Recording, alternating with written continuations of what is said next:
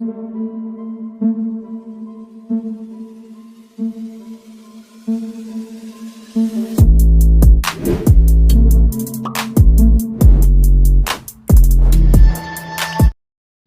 दोस्तों, scary story official में आप सबका स्वागत है। आज की कहानी की तरफ बढ़ने से पहले चैनल को सब्सक्राइब कर लीजिए और अगर कहानी अच्छी लगती है तो प्लीज़ लाइक एंड कमेंट करना मत भूलिएगा। दोस्तों, आज की कहानी बहुत ही ज़्यादा डरावनी है, तो ध्यान से सुनिएगा।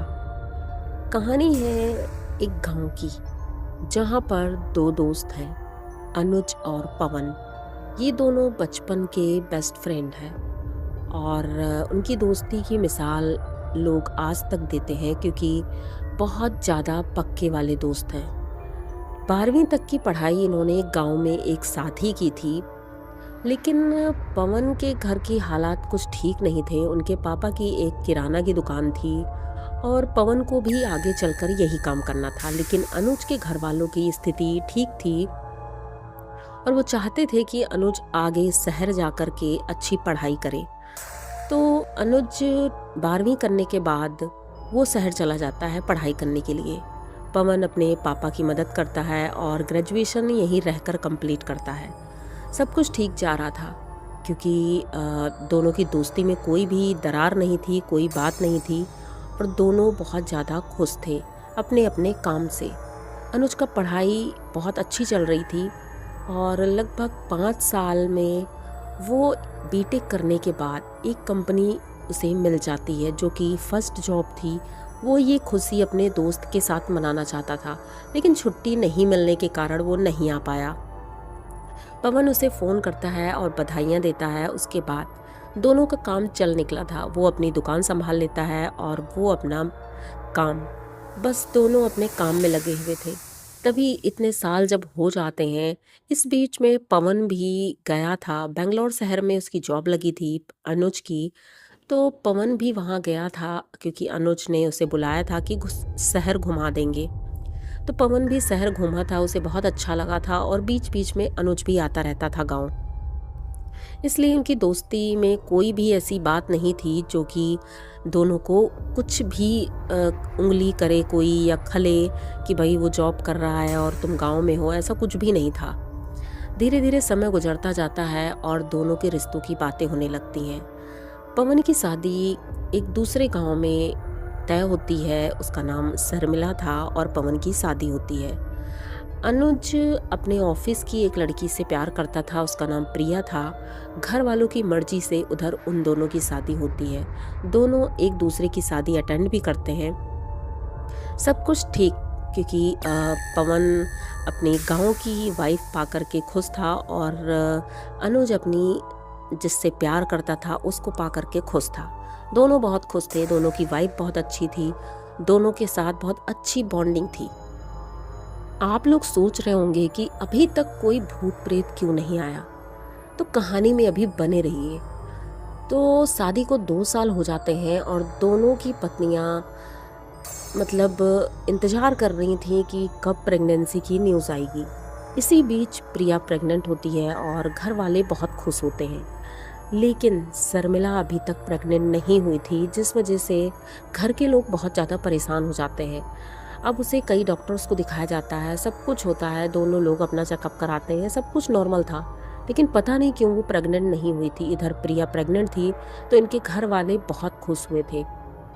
पवन को पता चलता है, पवन भी बहुत खुश होता है, अनुज को बधाई देता है और इधर शर्मिला भी खुश थी, लेकिन एक अजीब सी अंदर सी जलन सी शुरू हो गई थी उसके अंदर। ये ठीक नहीं था और धीरे धीरे ये बातें बढ़ने लगी। गांव के लोग जब जान गए कि अनुज की वाइफ प्रेग्नेंट है, तब उस शर्मिला को और भी ज़्यादा ताने मिलने लगे कि दोनों की शादी साथ में हुई थी और वो तो प्रेग्नेंट है, ये क्यों नहीं है।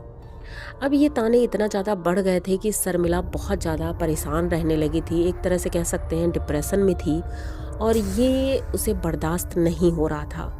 धीरे धीरे 7 महीने गुजर गए। प्रिया 7 महीने की प्रेग्नेंट थी और उनकी सासू माँ ने बोला कि क्यों ना प्रिया को अब अपने पास बुला लेते हैं, क्योंकि उसकी केयर की अब ज़रूरत है। अब प्रिया अनुज के साथ गांव आती है और जैसे ही गांव आती है तो घर के सभी लोग बहुत खुश होते हैं। उधर पवन को पता चलता है तो वो भी मिलने आता है शर्मिला के साथ। शर्मिला जैसे ही प्रिया को देखती है तो उसका तो जलन का और कोई ठिकाना ही नहीं था, क्योंकि शर्मिला के ऊपर जितनी ज़्यादा बंदिशें थी, प्रिया उतनी ही ज़्यादा खुले विचारों वाली थी। वो सलवार कमीज़ पहनी थी और इतनी सुंदर थी वो, क्योंकि शहर में रहती थी और उसका रहन सहन ही अलग था। लेकिन शर्मिला के ऊपर बहुत सारी बंदिशें थी जो गाँव की अन्य महिलाओं के साथ होता है। शर्मिला को ये चीज़ें अच्छी नहीं लग रही थी। अभी तो पहला ही दिन था और शर्मिला थोड़ा सा बहुत अपने आप को कोस रही थी कि क्यों मैं इस घर में आई, क्यों मेरी शादी यहाँ हुई, जबकि शर्मिला भी पढ़ी लिखी लड़की थी। लेकिन अब गांव में शादी हुई है तो ये सब तो करना ही था। धीरे धीरे दिन बीतते जाते हैं और शर्मिला जब भी उस घर में जाती थी उससे मिलने के लिए तो लोगों के ताने और बढ़ने लगे थे।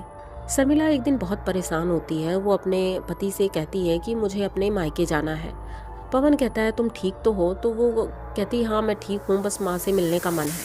ये अपने मायके जाती है, अपने घर वालों को कुछ भी नहीं बताती है। एक दिन बहुत परेशान थी। इनके एक गांव से कुछ दूरी पर एक शमशान घाट था, तो ये बस उधर की तरफ जा रही थी तो उसने देखा शमशान घाट में एक तांत्रिक है जो पूजा कर रहा है। तो ये एक पेड़ के नीचे बैठ जाती है और उन्हें पूजा करते हुए देखती है। जैसे ही उनकी पूजा संपन्न होती है तो रात हो गई थी। वो लौटते हैं और पूछते हैं अरे बेटा तुम यहाँ क्या कर रही हो? तो ये अपनी पूरी प्रॉब्लम रो करके उनको बताती है और कहती है कि बस मैं इतना चाहती हूँ कि मेरा भी बच्चा हो जाए। तो वो कहते हैं अच्छा बस इतना ही चाहती हो और कुछ नहीं? तो कहती नहीं, बस मैं ये चाहती हूँ कि उसका बच्चा ना हो, क्योंकि जितनी उसे इम्पोर्टेंस मिल रही है वो नहीं मिलनी चाहिए। तो तांत्रिक कहते हैं ठीक है। वो एक पोटली बनाकर देते हैं छोटी सी और कहते हैं कि तुम उसके बेड के नीचे ये चीज़ रख देना। अब शर्मिला वो पोटली ले करके दूसरे ही दिन अपने गांव आ जाती है ससुराल, और ससुराल आने के बाद सीधे वो प्रिया के घर पहुंचती है। प्रिया से बातें कर रही थी, उसके घर के लोग उसको घेर कर बैठे थे, लेकिन किसी न किसी बहाने से उसने मौका देख करके वो पोटली प्रिया के बेड के नीचे रख दी। अब थोड़ी देर बैठती है और उसके बाद वो चली जाती है।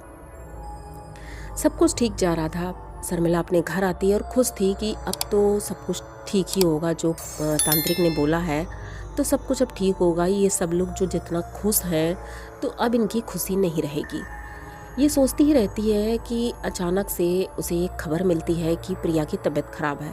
हुआ यूँ था कि शाम का वक्त था, सबने खाना खाया और प्रिया की जो सासू माँ थी वो पुजारिन बहुत थी, तो मंदिर से आई और उसके बाद खाना वाना खा करके वो प्रिया के साथ ही रहती थी 24 घंटे। वो और कोई काम नहीं करती थी, सिर्फ प्रिया की देख रेख करती थी। जब सोने के लिए प्रिया के कमरे में जाती हैं तो देखती हैं कि प्रिया को उल्टियाँ हो रही हैं और वो बाथरूम में लेकर जाती हैं तो पता चलता है उसे खून की उल्टियाँ हो रही हैं। ये देख करके उनकी सासू माँ बहुत ज़्यादा डर जाती हैं, उसे आराम से लेटने को बोलती हैं, लेकिन हॉस्पिटल नहीं ले जा सकती थी क्योंकि हॉस्पिटल बहुत दूर था। अब वो मंदिर जाती हैं, अपने घर के मंदिर में, और पूजा करती हैं, भगवान से प्रार्थना कर रही थी। तभी किसी के हंसने की आवाज़ आती है। ये भाग कर जाती हैं बहू के कमरे में और देखती हैं कि उनकी बहू बेड पर बैठी है। उसकी आंखें एकदम सफ़ेद हैं, मुंह से खून निकल रहा है और वो किसी से हंस हंस कर बहुत ज़ोर ज़ोर से बात कर रही है। उसके बाल खुले हुए हैं। ये रूप देख करके उनकी सासू माँ बहुत ज़्यादा डर जाती हैं और कहती हैं कि ये क्या हो गया मेरी बहू को। अब वो बहुत संभालने की कोशिश करती हैं लेकिन नहीं संभाल पा रही थी। तभी वो सोचती हैं कि अब अनुज को फ़ोन करना ही होगा। वो तुरंत अनुज को फ़ोन करती हैं, कहती हैं बेटा तुम जितनी जल्दी हो सके वहाँ से यहाँ आ जाओ। अनुज भी देर नहीं करता है, फ़्लाइट पकड़ता है और घर आ जाता है। सुबह वो घर आता है और जब वो घर आता है तो देखता है कि प्रिया छत की बाउंड्री पर खड़ी है और सभी लोग उसको पकड़ने के लिए उसके पीछे पीछे घूम रहे हैं। कुछ लोग नीचे चद्दर तान कर खड़े हैं कि अगर गिरेगी तो उसे पकड़ लेंगे।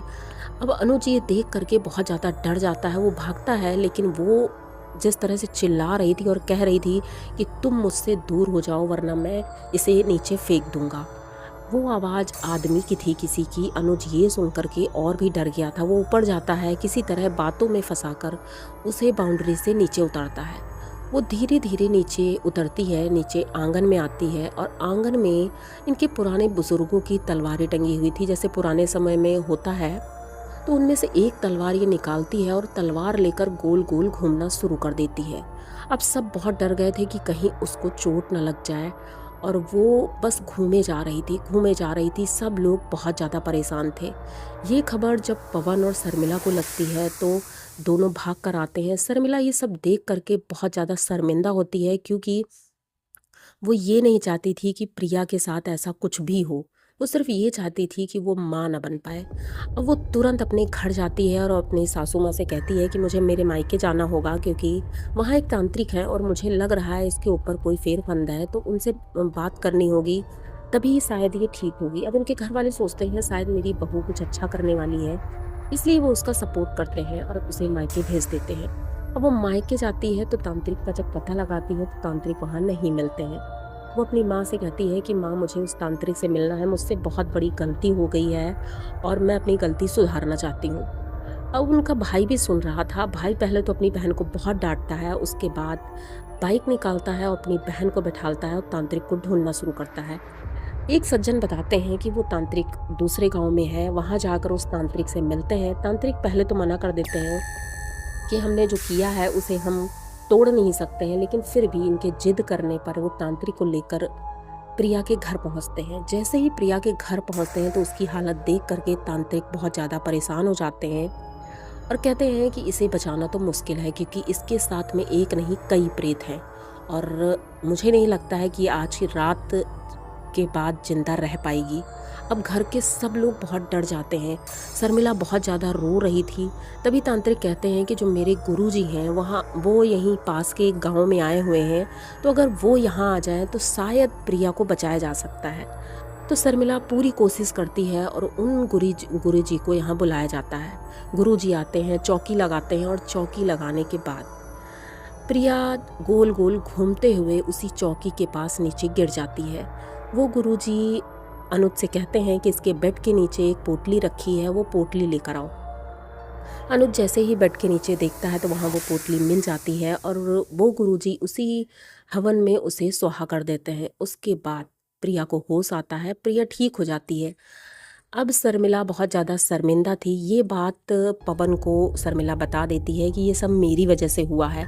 पवन उसे मारने को दौड़ता है और घर से भगा देता है, लेकिन अनुज और प्रिया बहुत समझदार थे। उन्होंने कहा कि भले ही शर्मिला ने जलन की वजह से ये सब किया होगा, लेकिन आज शर्मिला की वजह से ही हमारे और हमारे बच्चों की जान बची है, तो प्लीज़ उसे माफ़ कर दो और अपने घर में दोबारा से ले लो। शर्मिला बहुत ज़्यादा शर्मिंदा थी। अब दोनों लोग बहुत खुश थे। दोनों दोस्त गले मिलते हैं और लगभग 2 साल बाद शर्मिला भी प्रेग्नेंट होती है।